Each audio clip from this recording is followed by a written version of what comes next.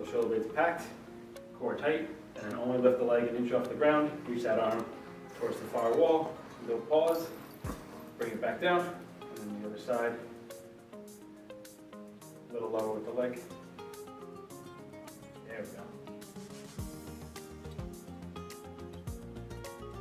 Good.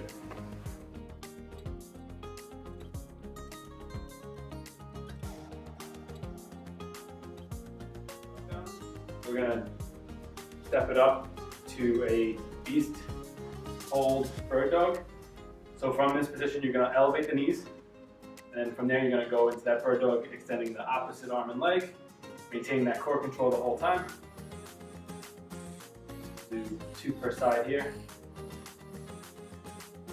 And we'll move on to the next one. All right, so the next progression we're going to go to, we're going to throw a band into it. We're going to do a bird dog row. You're going to elevate the opposite leg, and then you're going to pull in with that opposite arm, and then right back out. Same thing, maintaining core control the whole time.